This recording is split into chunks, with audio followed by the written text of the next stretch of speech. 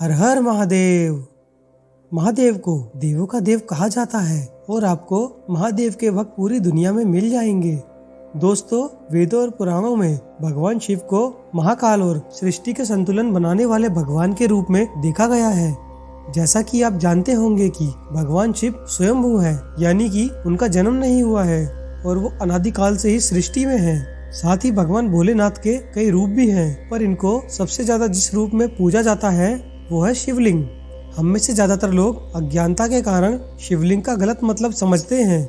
दोस्तों, अगर आप भी शिवलिंग का मतलब गलत समझते हैं तो आज हम आपको इस वीडियो में ये बताएंगे कि शिवलिंग की उत्पत्ति कैसे हुई और शिवलिंग का क्या मतलब होता है, जिससे कि शिवलिंग को लेकर आपके मन के सारे भ्रम दूर हो जाएंगे।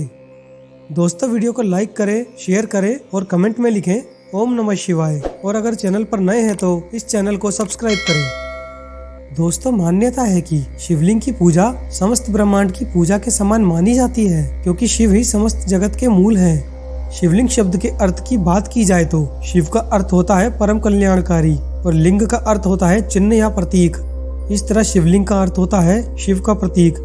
दोस्तों, अब आगे से आप शिवलिंग का कोई गलत मतलब मत निकालिएगा, बल्कि और लोगों को भी इसका सही अर्थ समझाइएगा, क्योंकि भगवान शिव प्रतीक है आत्मा के, जिसके विलय के बाद मनुष्य पर ब्रह्म को प्राप्त कर लेता है। दोस्तों, अब आगे आपको बताते हैं कि आखिर क्यों भगवान शिव को बनना पड़ा शिवलिंग। पौराणिक कथाओं की माने तो सृष्टि के निर्माण से पहले भगवान विष्णु का जन्म हुआ था और भगवान विष्णु के नाभि कमल से ब्रह्मा जी उत्पन्न हुए। ये दोनों इतने शक्तिशाली थे कि एक बार दोनों के बीच में युद्ध हो रहा था। दोनों आपस में अपने आप को एक दूसरे से ज्यादा शक्तिशाली और श्रेष्ठ मान रहे थे। ऐसे में यह युद्ध इतना बढ़ गया कि लगभग 10,000 सालों तक चला। कहा जाता है कि भगवान शिव इस युद्ध को रोकने के लिए दोनों के बीच एक पत्थर के रूप में आ गए। इस पत्थर में से बहुत शक्तिशाली ज्वाला निकल रही थी। उसी समय आकाशवाणी हुई, जिसमें कहा गया कि जो भी इस पत्थर का आरंभ या अंत ढूंढ लेगा वही सबसे शक्तिशाली माना जाएगा। अब इस पत्थर का अंत और आरंभ ढूंढने के लिए भगवान विष्णु नीचे की ओर गए और ब्रह्मा जी ऊपर की ओर गए। हजारों सालों तक दोनों ही शिवलिंग का अंत और आरंभ ढूंढते रहे, पर दोनों में से किसी को भी उसका अंत और आरंभ नहीं मिला। ऐसे में भगवान विष्णु वहीं वापस लौट आए और उन्होंने हाथ जोड़कर कहा कि मुझे क्षमा कर दीजिए, इसका कोई अंत नहीं है। ये मेरी अज्ञानता थी, जो मैं अपने आप को सबसे ज्यादा शक्तिशाली मानता था। हे प्रभु, आप ही ज्यादा शक्तिशाली हैं।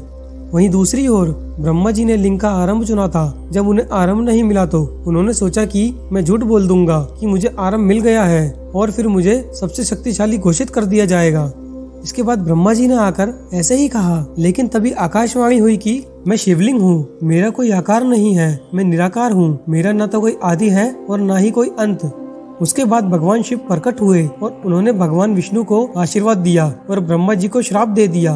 पर ब्रह्मा जी को अपनी गलती का एहसास हुआ और उन्होंने भगवान शिव से माफी मांगी। फिर भोलेनाथ उन्हें सद्बुद्धि का वरदान देकर चले गए और शिवलिंग के रूप में स्थापित हो गए। दोस्तों, इसे ही भगवान शिव का पहला शिवलिंग माना गया। सबसे पहले भगवान विष्णु और ब्रह्मा जी ने शिवलिंग की पूजा अर्चना की। तब से ही भगवान शिव की शिवलिंग के रूप में पूजा करने की परंपरा की शुरुआत मानी जाती है। दोस्तों, अब आप जान गए होंगे कि शिवलिंग का क्या अर्थ होता है और भगवान शिव को क्यों शिवलिंग बनना पड़ा था। दोस्तों, अगर आपको ये वीडियो अच्छा लगा हो तो वीडियो को लाइक कीजिए और इसे ज्यादा से ज्यादा शेयर कीजिए, जिससे कि और लोगों को भी शिवलिंग का सही अर्थ मालूम हो सके। अगर आप इस चैनल पर नए हैं तो इस चैनल को जरूर सब्सक्राइब कीजिए, जिससे कि आप भविष्य में आने वाली और ऐसी ही वीडियो देख सकें। ओम नमः शिवाय।